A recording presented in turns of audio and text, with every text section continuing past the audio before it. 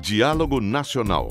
Apoio Nestlé, Nescafé Dolce Gusto, muito mais que café. E CIEE, há 5 décadas abrindo portas para as novas gerações. Gilberto de Pierro, conhecido Giba 1, é hoje o convidado do Diálogo Nacional, que está completando 16 anos de ininterrupta veiculação. Seu programa é o programa de 837.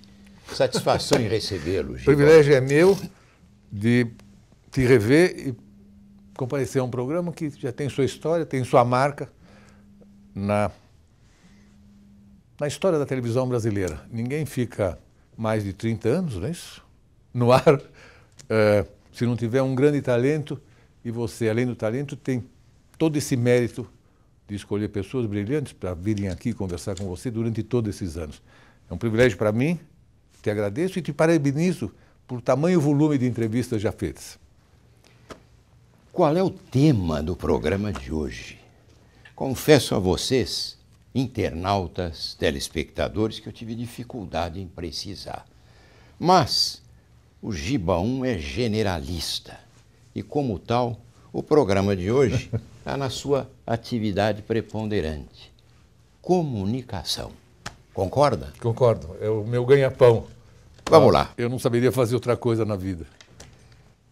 O Giba 1 é jornalista, consultor de comunicação e marketing político, produtor de teatro e fundador e presidente emérito de um projeto maravilhoso, o Projeto Down, que é um centro de informação voltado para a pesquisa da síndrome de Down.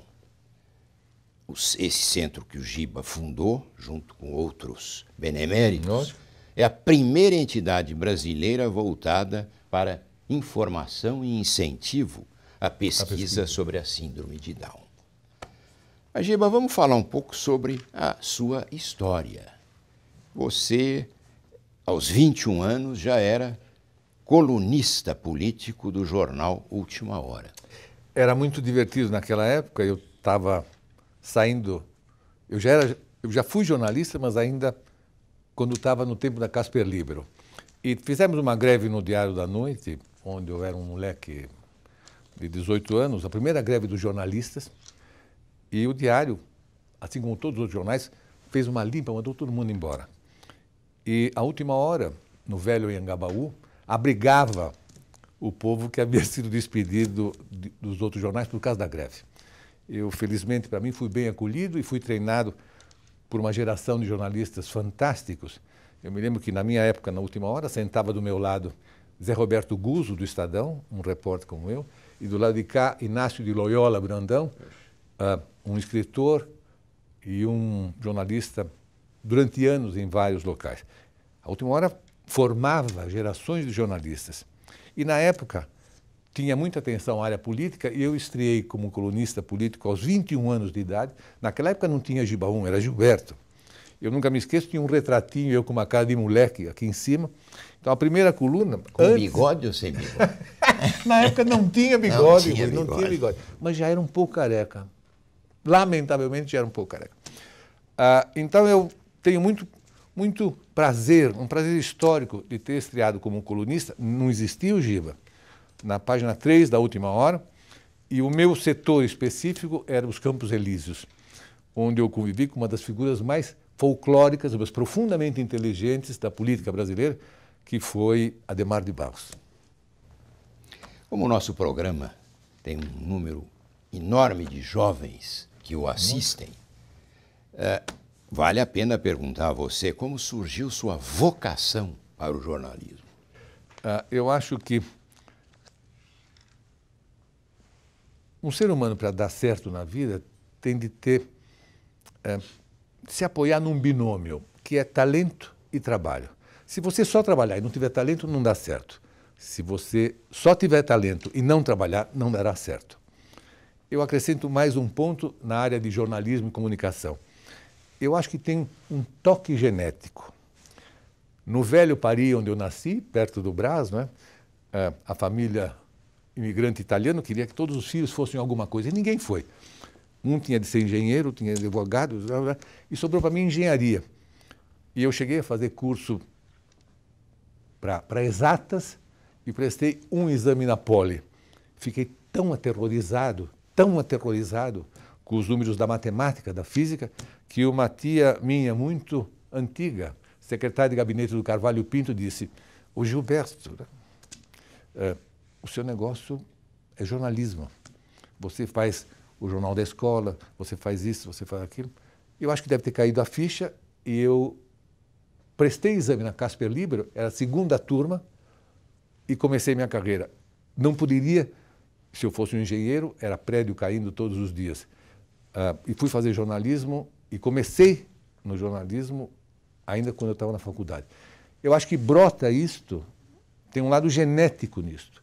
Quando eu faço até hoje esta coluna no Diário do Comércio e faço com esses dedos, há um prazer, mas há uma coisa genética que tem de ser levada em consideração. Eu não sei se os exames vocacionais, por exemplo, que duram até hoje, detectam esse tipo de coisa. Eu acho que a vocação brota num padre, num advogado, num homem de sucesso como você. Se eu te dissesse: "Rui, você devia ter sido engenheiro civil", você diz: "Mas ficou louco, pô, não está aqui dentro." Era mais prédios derrubados. Mas é verdade. Então eu acho que tem este lado. É difícil para o jovem hoje, com tanta informação de tantos lados e de várias maneiras e com tantos assuntos, ele conseguir sentir a vocação muito cedo.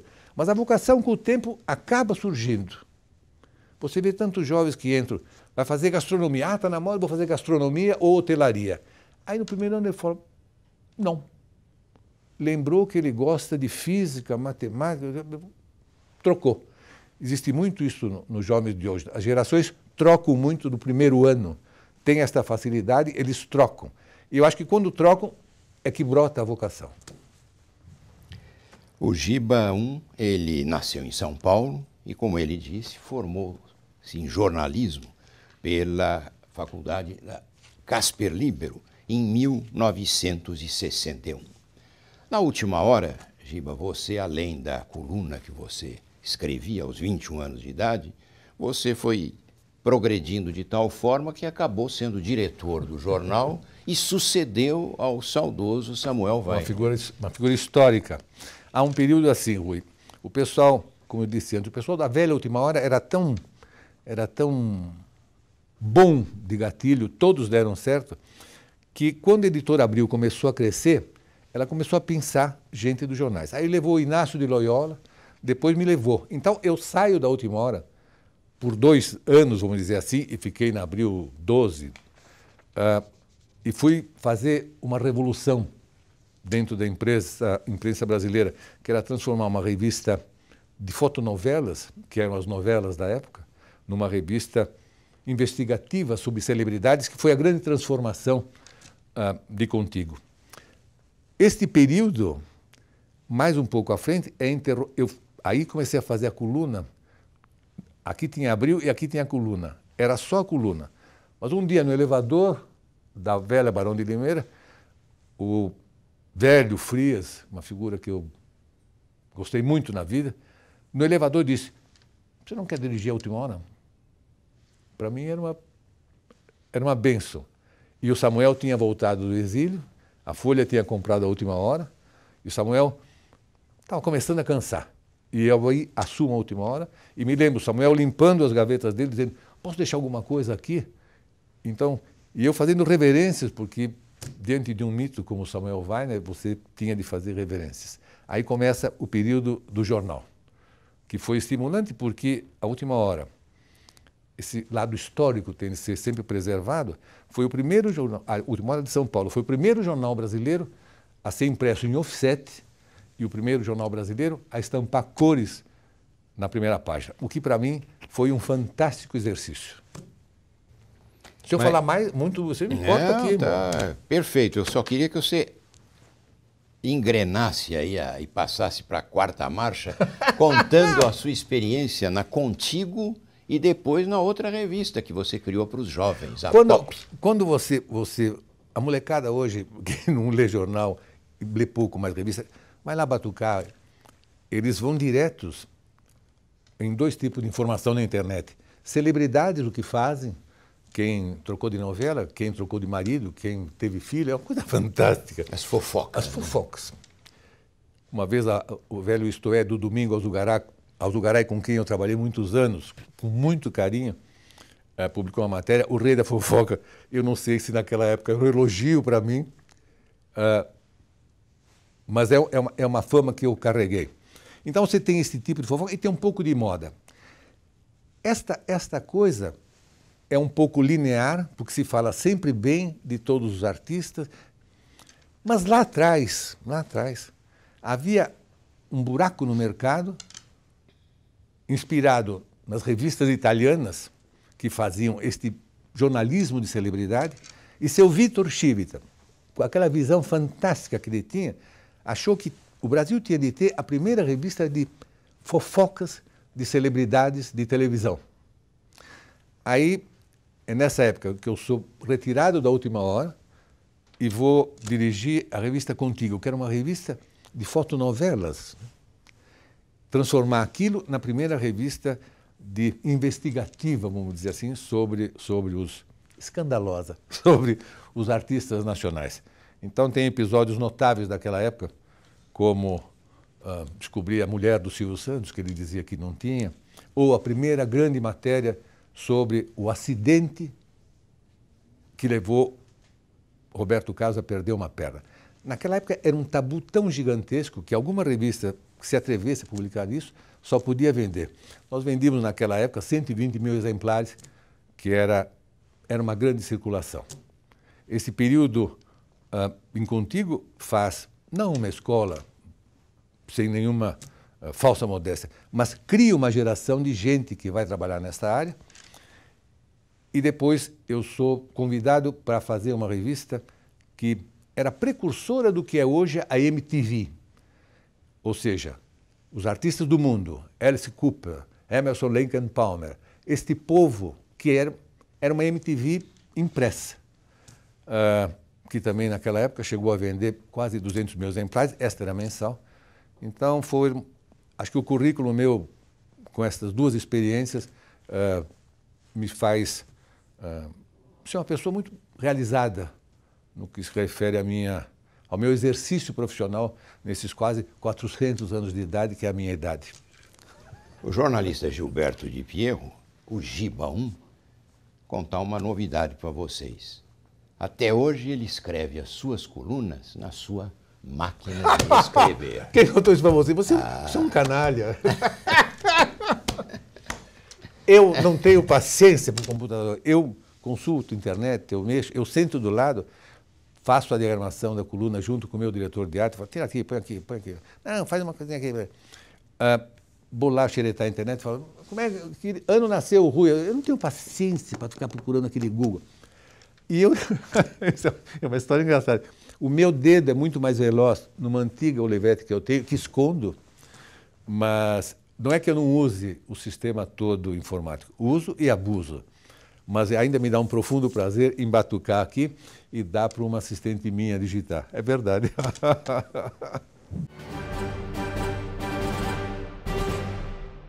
O jornalista Gilberto de Pierro, o Giba 1, é hoje o convidado do Diálogo Nacional.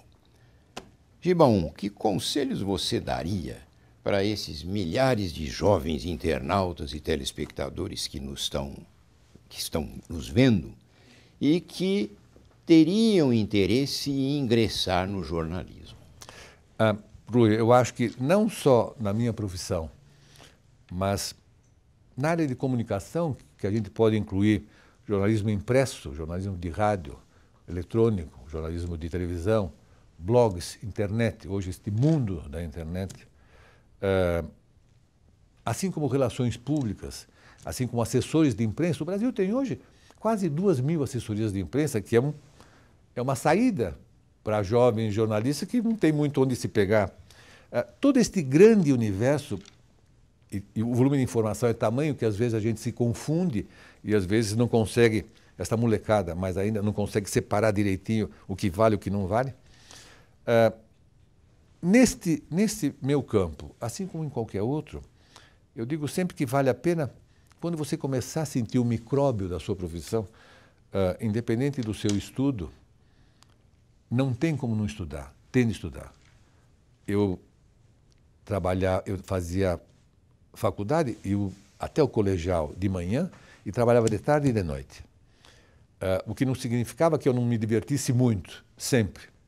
Eu me lembro, por exemplo, que quando eu saía do meu primeiro emprego, eu era auxiliar de estatística da Folha da Manhã. Fazia estatísticas sobre algodão, arroz, que era muito engraçado, mas já tinha um pé no jornalismo. Mas era engraçado eu fazer estatística. Eu me lembro que eu saía e ia comer num bar de esquina, no centro de São Paulo, na Ipiranga, com São João, chamava Salada Paulista, onde você podia comer sentado ou de pé. Mas muitas vezes deixei de comer e ia na banca, que era a única banca de São Paulo que tinha jornais e revistas do exterior, e o dinheiro da minha comida, eu ficava com a fome lascada até chegar em casa. Eu comprava um jornal ou uma revista de fora. Quando nós fizemos contigo, eu me lembro, a gente se inspirou em revistas italianas e não em revistas americanas. A People americana, por exemplo, que é Celebridades, que é uma filhote do Time, veio muitos anos depois. Então, este exemplo significa o seguinte, para um jovem com os quais eu gosto muito de trabalhar. Você tem de investir em você. Não significa que você não vai dançar, passear, ter a sua formatura, a sua viagem, o seu fim de semana, a sua balada. Claro que não. Você tem direito a isto tudo porque a gente é jovem uma vez só na vida. Mas tem como investir, fazendo cursos, ouvindo palestras, comprando coisas que a gente não acha aqui, xeretando na internet, no lugar certo para abastecer mais sua cabeça. O Google é uma benção, mas a benção maior para esta molecada é o que ele vai acumular na cabeça dele. Então, tem uma vontade de chegar no mercado, mas também tem a obrigação de atrair mais informação para que você possa usar depois no desenvolvimento da sua carreira. O Gibaum hoje, ele tem uma coluna diária, aliás, eu diria quase que uma página diária no Diário do Comércio. Aliás, eu sou seu leitor assíduo. Eu acho a sua página generalista, muito bem informada. Uma curiosidade, como é que você captura os fatos, faz averiguação, avalia os riscos? É um sofrimento. Eu historio um pouco, só para dar um pouco de informação. Me perdoe se eu falar demais, hein, irmão? Essa é a de hoje. Nos anos 70, até teve palestras sobre isso, e uma vez este autor de novelas, o Valcir Carrasco, que tentou ser um colunista, ou o próprio Rui Castro, que tentou ser um colunista, na época se dizia que em São Paulo e Rio, duas pessoas tinham mudado o espírito da coluna. Era Zósimo Barroso do Amaral, no Jornal do Brasil, na época, e este humilde amigo do Rui Alteverde, que fazia isto na última hora. Na época, as colunas eram feitas chatas, porque era uma sociedade, era só frufru. Não havia celebridade desse tipo. Era muito estancada na área do social, porque havia uma casta milionária nas duas cidades que ocupavam as festas e ocupavam isto tudo. Muito bem. Nós chegamos a uma conclusão que devíamos mudar, que a coluna devia abrir o seu espaço. Aí nasce, em São Paulo e no Rio de Janeiro, duas colunas que pela primeira vez falavam de esporte, falavam de política, falavam de negócios, falavam de sociedade, que havia mais na época, e introduziam as celebridades. Eu me lembro da minha primeira grande coluna da Última Hora, eu publicando lado a lado a Petsy Scarpa, que era uma mulher da sociedade de São Paulo, ao lado da Leila Diniz, que era um escândalo naquela época. Isso quebrava estruturas e facilitava, na verdade, o preenchimento do teu espaço. Você tinha mais chances de ter mais informações e de mais áreas. Supostamente, você deveria ganhar mais leitura. Nos anos seguintes, todas as novas colunas que surgiram seguiram essa receita. Se você me pergunta como chega a informação, eu tenho 2, 3 gatos que trabalham comigo, mas não tenho uma estrutura dos grandes jornais. Especialmente porque eu bato as coisas e não deixo ninguém bater. A informação vem um pouco de internet, vem de informantes, seus amigos, vem de uma ou duas meninas que trabalham comigo e ficam enlouquecidas no telefone, e vem do seu estilo. As colunas devem ter estilo, porque com estilo eu posso transformar a minha conversa com você ou com aquele jovem, seu amigo, que cuida da área de vídeo, eu posso transformar isto aqui em algum tipo de informação. Mas para fazer isto, há de se ter uma coisa mágica chamada estilo. As colunas devem ter o estilo. Eu posso falar da mesma informação que saiu na manchete do Estado, desde que eu transforme ela e lhe acrescente estilo. A coluna que não tiver um estilo não terá leitores. Quando você pega essa coluna, você tem alguns pontos aos quais você já está acostumado, e está acostumado, sobretudo, com um tom através do qual eu imagino que me comunique. Senão não estaria aqui conversando com o Rui Altenfeld. Aliás, na sua coluna de hoje, nós estamos gravando o programa no dia 13 de junho, uma sexta-feira. E na coluna do Giba hoje ele abre com essa notícia. O Brasil tem 32 partidos políticos e pode ganhar mais um, chamado Partido Pirata. E sua plataforma vai na contramão dos demais. Defende eutanásia, legalização de drogas e aborto, profissionalização da atividade sexual para mulheres e homens também. É uma informação que eu tenho certeza que as pessoas lerão e comentarão de algum jeito. Eu li. Lógico, mas os telespectadores ficaram conhecendo. Outra coisa que eu uso no Diário do Comércio, te cortando 2 segundos, é uma outra reforma. Eu misturo um pouco aqui, eu misturo um pouco de mulher. Não significa que eu não misture homem. Sim, misturo, desde que tenha um certo apelo ao público com o qual estou falando. Eu quero atrair mais homens e quero atrair mais mulheres.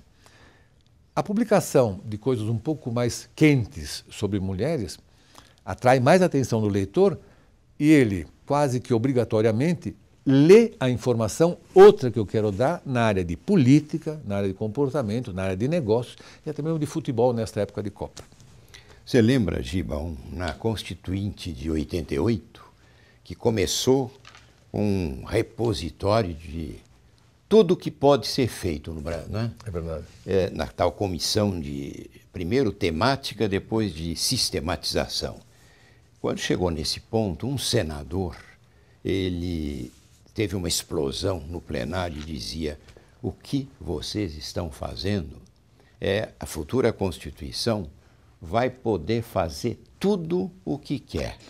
Só não vai poder proibir o casamento de homem com mulher. É verdade, mas é absolutamente verdade isso. Mas, Giba, você foi considerado um dos pais do colunismo social brasileiro. Você mencionava há pouco que você fazia coluna social, né? Aliás, faz, né? Mas só que é você uma outra visão. Né? É uma outra visão. Especialmente porque as celebridades com muito dinheiro hoje não estão muito preocupadas em sair. Claro que há revistas e outras colunas que dão, mas o grande empresário e a grande mulher com muito dinheiro que dava grandes festas, hoje tranca a porta da sua festa, da sua sala para fazer a sua festa. Segundo, constrói um muro muito alto na frente da sua casa e procura se esconder. Há um temor do dono e da dona do dinheiro em se expor, que esse temor não existia nos anos 70, nos anos 80 e até o começo dos 90. Na sua coluna do Diário do Comércio, que, aliás, ela é reproduzida diariamente em 10 jornais brasileiros. Que é o meu ganha-pão. E mais 30 jornais em coluna semanal. São jornais, especialmente do interior de São Paulo, que não tem muito dinheiro para me pagar, mas eu faço o quê? Eu faço um resumo semanal, tipo página inteira, com as notícias que não ficaram velhas. Então você tem um reforço, especialmente em São Paulo, de mais 30 jornais que reproduzem uma coluna semanal de página inteira. As 10 diárias reproduzem a mesma coluna diária em todos os cantos. Com o agravante que algumas me dão mais prestígio, e eu agradeço muito.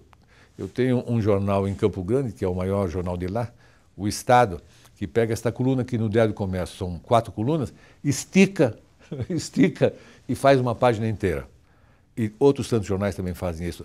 Para mim, nesta altura do campeonato, é sempre um estímulo e que me provoca, acima de tudo, um sentimento de gratidão.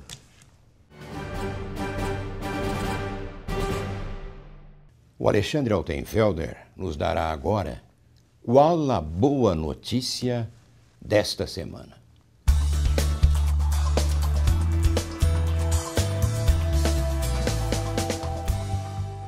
Uma boa notícia da área do meio ambiente aqui no Brasil.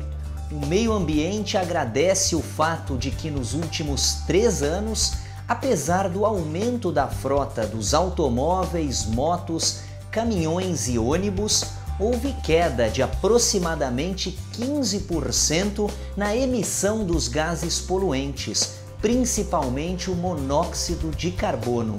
Isso se deve, é claro, à modernização da frota dos automóveis, motos, ônibus e caminhões, não só no Brasil, mas no mundo como um todo. Uma boa notícia que por isso merece o destaque desta semana do Diálogo Nacional. Semana que vem eu volto selecionando outra boa notícia para elevar a sua e a nossa autoestima. Portanto, fique ligado e até lá!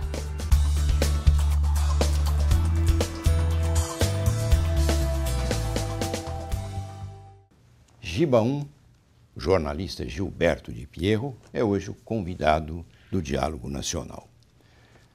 O Giba contou a sua história, a sua vida bem-sucedida nos jornais, a sua coluna festejada em vários jornais e a principal publicação é a do Diário do Comércio. Vamos falar agora do Giba na televisão. Você tem um programa na TV Alphaville. Então, agora está num período de repouso. Eu tiro o chapéu para a tua continuidade, né? Nós vimos fazendo um talk show neste tom, que não é um tom, embora eu faça um esforço terrível de ser uma pessoa séria, mas eu tenho esse tom um pouco jocoso, um pouco divertido. E o talk show tinha este tom. Ele está num período meio guardado, voltará... Sabático. Sabático. Porque temos a televisão, quando você fica um pouco velho, bondade minha, em causa própria, você começa a custar um pouco mais caro no mercado. O mercado procura gente jovem, é um outro lado, que custa um pouco mais barato. O mercado da televisão hoje é muito voltado para o humor, há uma febre de humor, e os talk shows são todos voltados para o humor. Danilo Gentili, hoje, é um menino que no SBT tem mais audiência que a Globo, que é uma coisa fantástica, porque é uma nova onda da televisão. Não que eu não tenha humor, mas, por exemplo, o próprio SBT, quando traz de volta, quando faz grandes contratos, Ratinho e outros tantos, chegou à conclusão que é assim, você vem, eu banco a produção, o dinheiro que entrar, descontado o dinheiro da produção, nós repartimos nós dois. Nós dois temos de buscar o patrocinador.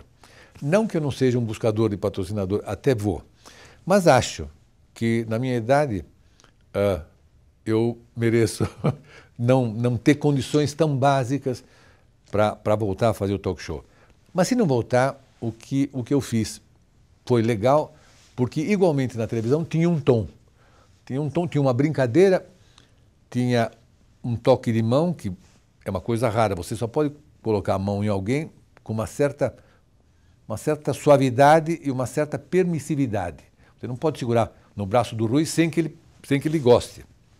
Então, essa intimidade me fez fazer entrevistas fantásticas com figuras, com governadores, com senadores, com pessoas normais, e até com Rita Cadillac, por exemplo, onde a gente perguntava as coisas mais divertidas sem entrar no lado, digamos, sexual da história.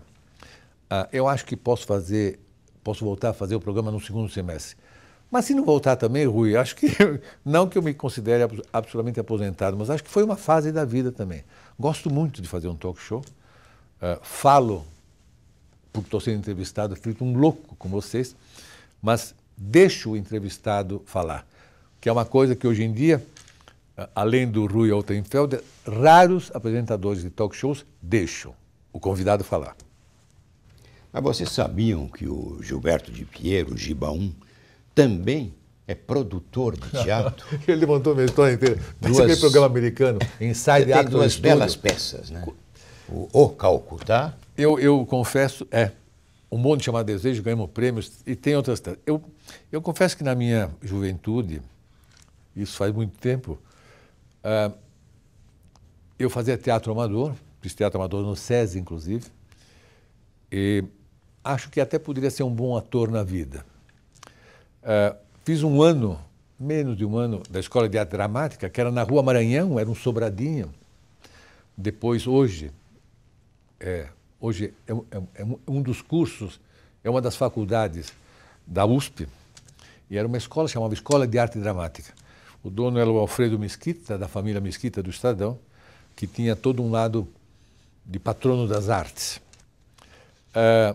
Eu fiz mais alguns espetáculos amadores, eu era muito jovem, e esta coisa deve ter ficado guardada no meu bolso. Com o passar dos anos, eu fiquei com muita vontade de produzir espetáculos, e espetáculos de grande qualidade e para grande público. Com a diferença, Rui, que naquela época os teatros começavam a funcionar de terça a domingo. Às quintas-feiras fazia 2 sessões, sábado 2 sessões, domingo 2 sessões, e não havia lei Rouanet, quer dizer, não dava para bater a carteira do mercado para fazer isso. Embora, numa das peças, eu me lembro que pela primeira vez nós fizemos outdoor em São Paulo, patrocinado pela Aspa, eu posso falar Aspa porque a Aspa não existe mais, que era uma campanha de lançamento de um bonde chamado Desejo, de Tennessee Williams, com a Eva Vilma, que ganhou todos os prêmios, Mas antes eu fiz uma experiência, depois eu fiz uma experiência muito divertida, na época da ditadura militar, trazendo para o Brasil um espetáculo absolutamente proibido. Chamava-se O Calcutá, estava há 20 anos na Broadway e mostrava rapazes e moças totalmente nus no palco durante a grande maioria do espetáculo. Ficamos mais a viagem, mais Rio, ficamos 4 ou quase 5 anos com o espetáculo, que era muito comportado em termos dos seus autores. Tinha texto de John Lennon, por exemplo. E depois outras tantas peças. O grande barato da época é que o produtor ele tinha de arriscar a alma dele. Quando você arrisca com o dinheiro do incentivo, você está arriscando muito menos, que você vai pagar todas as contas e não está botando o teu, não. O produtor, na essência da palavra, isso existe em todo mundo, especialmente na Broadway, é assim. Rui, quer entrar? Você é um produtor associado, vamos arriscar. Agora, se micar, nós vamos perder, vamos tirar do ar imediatamente. Não havia a baba da Lei Rouanet que existe hoje. E todos os meus espetáculos naquela época, todos gloriosamente bem aceitos, graças a Deus, com prêmios e com reconhecimento do público, foram bancados pela produção. Quer dizer, você arriscava. Se você não desse certo, você tem que tirar rapidinho do cartaz e arcar com o prejuízo. Isso dava para o produtor um fascínio maior, porque ele era como um grande negócio. O Rui vai defender uma grande causa ou vai ser conselho, vai ser presidente do conselho de uma coisa gigantesca, tipo CIEE, mas ele sabe que todos os dias ele arrisca um pouco da pele dele. Ele arrisca quando ele traça uma linha, ele arrisca quando ele faz uma defesa, ele arrisca até quando ele resolve usar conceitos mais modernos nas áreas que ele atua. O risco faz parte do empresário, seja da indústria, seja no teatro. Giba 1, também consultor de comunicação empresarial e de marketing político. Como é que você está vendo, Giba, as próximas eleições? O Rui levantou a minha vida, uma coisa fantástica. Mas em termos de legislação eleitoral, é suficiente para evitar os abusos? Outro dia eu escrevi uma coisa assim. Se for aprovada agora a lei de que só o governo financia campanhas, não será nenhuma grande solução. Primeiro que haverá o Caixa 2 ad eternum. porque só com o dinheiro público a gente não sabe quanto será destinado. As campanhas não terão a alegria que tem hoje com as doações. Mas o grande problema num país como o nosso, se esta coisa for aprovada e começar a vigorar nas eleições, então, nós estamos em 14, nas de 16 que faremos para prefeito, o grande problema vai ser o seguinte: nós dois, nossos filhos, nossos amigos, empregados, funcionários, perguntarão: de onde vem esse dinheiro para o financiamento das campanhas políticas? Por que esse dinheiro não vai para a saúde e para a educação? Quem autorizou o governo a financiar a campanha de não sei quem ao governo do Estado? Por que isto? Esta é a grande dúvida que paira no mercado. Eu não posso ser favorável a nada em termos de doação de campanha. Eu trabalhei em campanhas, sei como funciona, sei como é feita a doação por dentro e por fora. Confesso, abertamente confesso. Mas acho que temos um problema sério nesta área. Quanto às eleições deste ano, estamos chegando, temos uma surpresa no mercado. Quando eu falo surpresa, é surpresa até para o ex-presidente Lula, que achava que a reeleição da presidente Dilma, vaiada 3 vezes sem aparecer na abertura da Copa, hoje num declínio de intenções de voto surpreendente, semi-condenada por uma gestão. Até o ex-presidente Lula acho que está assustado. Mas como é que não vai dar? Hoje as pesquisas dizem, dá e pode dar no primeiro turno. Contudo, é muito cedo para haver o declínio. Normalmente, a ascensão dos mais pequeninos candidatos, o declínio acentuado da presidente, de intenções de voto para a presidente Dilma, é o reflexo de uma população. Nós não vamos na rua fazer manifestação, mas deveríamos estar nas ruas defendendo melhor educação, melhor salário, melhor tudo para o nosso país. Semana passada, num grande jornal da televisão, uma moça deu à luz no chão de um hospital de periferia, com o agravante que não se conseguiu uma enfermeira para cortar o cordão umbilical. Isso é bem um retrato da saúde do Brasil. Por isso que eu digo, quando sair o dinheiro para campanhas oficial, alguém vai lembrar, mas por que não dá dinheiro para aquele hospital?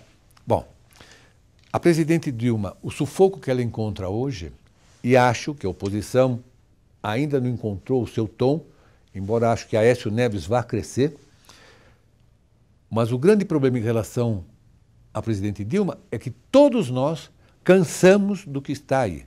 Nunca tivemos um volume de indecisos tamanho com a distância ainda às eleições de outubro.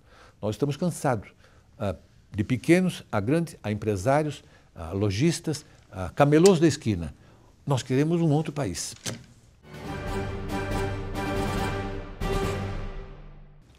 O Diálogo Nacional, ao completar 16 anos de veiculação ininterrupta, tem hoje como convidado o jornalista Gilberto de Pierro, o Giba1. Giba1, vamos falar agora de um projeto bonito que você começou, desenvolveu, que é o projeto Down, o Centro de Informação e Pesquisa da Síndrome de Down. Fala um pouquinho, poucão desse grande projeto. Esse é um lado que eu me orgulho muito. É um outro lado, às vezes aparece, às vezes não aparece muito, que eu sou o pai da criança, mas é um pedaço da minha vida que me é profundamente benéfico. Eu sinto as proteções do Senhor Deus cada vez que nós atuamos nesta área. Eu sou pai de um garoto excepcional que nasceu com síndrome de Down e é um agradável cavalheiro hoje de 30 anos de idade. Mas quando, naquela época, nascia um portador de síndrome de Down, primeiro não se usava o termo Down. Falava mongol, mongoloide, mongolino. E as parteiras ou chegavam no pai e na mãe da criança e diziam assim, ele não vai falar, não vai andar, não vai fazer cocô, não vai comer. O cara O cara desabava no chão e dizia, o que eu vou fazer? A mulher então dizia, meu Deus! Naquela época, se eu conseguir administrar bem o nascimento desse meu filho, o Bruno, que só me deu alegrias a vida inteira, eu achei que, na condição de jornalista, excepcionalmente, eu podia ajudar parceiros, outros pais, outras mães, outras famílias que enfrentassem e se assustassem na época da maneira como eu me assustei. Eu tive o privilégio de, numa sala do hospital, ter encontrado um geneticista. Hoje ele leciona e trabalha na Universidade de Miami, chamado Fernando Arena, que depois do tranco que a parteira me deu, falou, calma, não é bem assim. Tiririm, tiririm, tiririm, tiririm.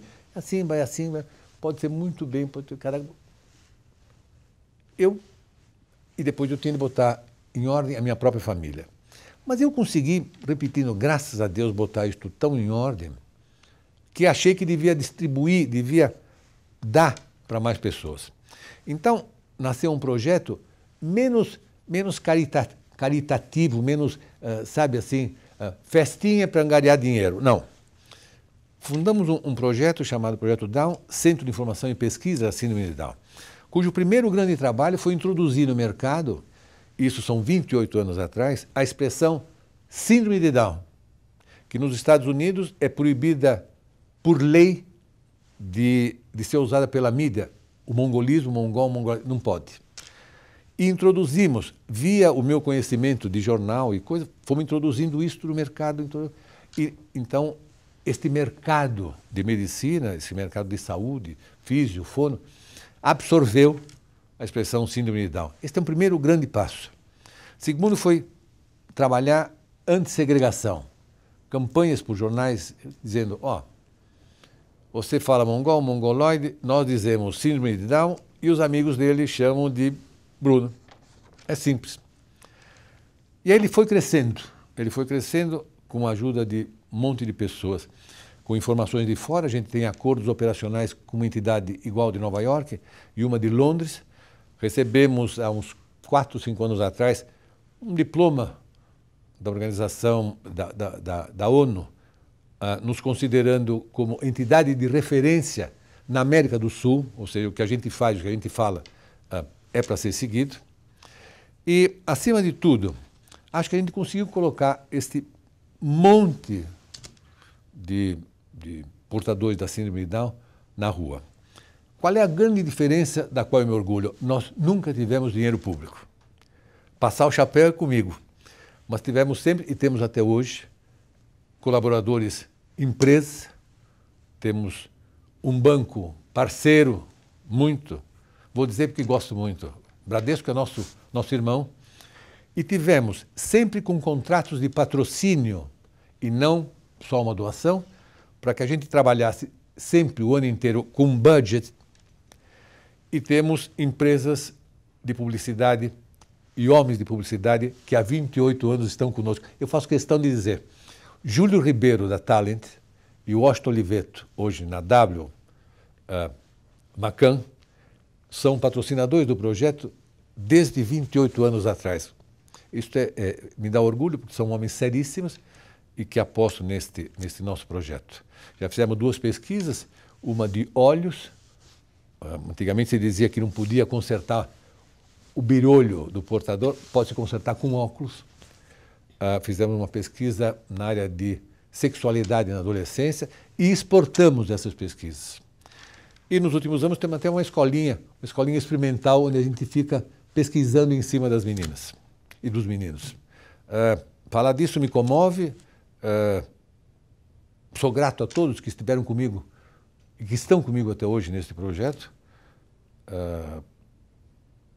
E certamente ainda vou, mais alguns anos, incomodar todos os meus patrocinadores para continuar tocando o projeto para frente. Obrigado você de ter tocado nisso. Que bonito, Giba. Cumprimentos. Mas vocês sabiam também que o Giba 1 foi jurado dos programas do Flávio Cavalcante e do Silvio Santos? Tem um programa nos Estados Unidos chamado Inside Actor Studio. E tem um professor da Doctor Study chamado James Lipton, que ele tem uma coisa assim, umas fichinhas, não sei o que lá, ele vai tirando umas tranqueiras e fala, não, você estudou no colégio tal, não sei o que lá, no Brooklyn. Aí o entrevistado, que pode ser o Brad Pitt ou a Angelina Jolie, diz assim, como é que você sabe disso? É que o cara pesquisou. Que é um pedaço da vida muito divertido. Claro que na sequência do colunista que fez algum sucesso na época, que fazia algum sucesso, ou do diretor da Contigo na época, mas eu participei com muito, eu fazia sempre o mal, era muito engraçado. Não aprovo, dou nota baixa, era muito divertido. Mas trabalhei com Chacrinha, trabalhei com o Silvio Santos. A Chacrinha também. E trabalhei com uma figura que eu tenho saudade, que foi injustiçado durante muito tempo, que era uma criatura absolutamente excepcional, chamado Flávio Cavalcante. Era muito divertido. E as pessoas que formavam o júri era mais divertido ainda. Eu me lembro uma época, eu tinha de empurrar um filme nacional chamado As Fêmeas. Eu conto para vocês darem um pouco de risada. E não tinha como empurrar As Fêmeas. Então cheguei no Flávio e falei, Flávio, tem uma Miss Brasil que a gente podia botar no júri, com um decotinho maravilhoso. Não posso que a Belinha me mata. Belinha era a mulher do Flávio, que era arquipudica. Mas aí convenci o Flávio, e para alavancar o filme, botamos a Vera Fischer nos jurados, que entrou com um decote aqui, e eu nunca me esqueço a produção, colocando um alfinete aqui, porque o Flávio tinha em casa a sua maior assistente, que era a mulher dele, que quando ele chegava, ela fazia um balanço do que ela tinha achado, a Belinha. Lamentavelmente, todos não estão mais entre nós. Então, o exercício dos jurados tinha capítulos mais divertidos, incluindo esse da Vera Fischer, que aí começa a sua carreira. É muito divertido isso. Você, como homem de comunicação, como é que você hoje vê a televisão aberta, as televisões fechadas e os programas ditos populares? Eu vou citar um pedaço, essa procura. Aconteceu no governo Lula uma ascensão da classe CD, que ficou rotulada de nova classe média brasileira, que é um pouco diferente. Por quê? Pelos parâmetros do mercado, comprou geladeira, comprou um micro-ondas, trocou a televisão. Então, pelos parâmetros do mercado, é uma nova classe média. Mas essa nova classe média, sem nenhum demérito, a classe C, eu dei nem um pouco, mas gosta muito do popularesco. É a grande telespectadora dos programas policiais, da violência. Há este tipo de comportamento, que eu não sou um estudioso dessa área, mas o comportamento existe. Então, por conta disso, esses programas todos populares subiram e ganharam representantes em cada uma das emissoras.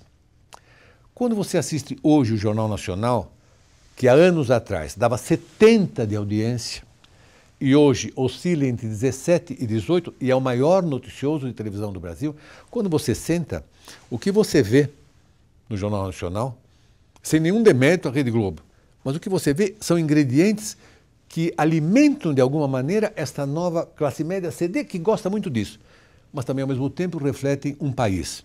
São os assaltos, são a corrupção, são crianças famintas, são a saúde. Isto tudo ficou muito, muito à procura dessa classe média. Então, as grandes redes têm este tom. Sobra para nós o leque da TV por assinatura, mas em grande extensão no Brasil, onde você ainda pode encontrar programas saudáveis, vamos dizer assim. Mas, claro, custa o dinheiro da assinatura. Não é todo mundo que assina.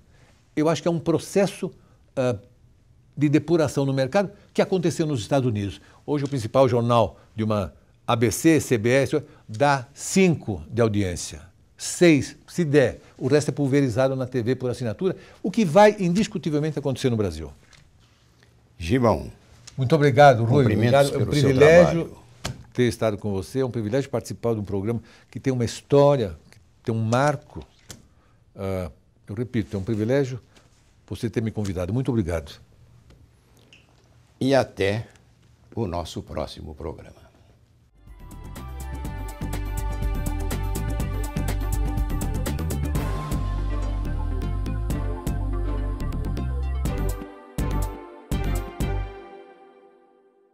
Diálogo Nacional. Apoio Nestlé, Nescafé Dolce Gusto, muito mais que café. E CIEE, há 5 décadas abrindo portas para as novas gerações.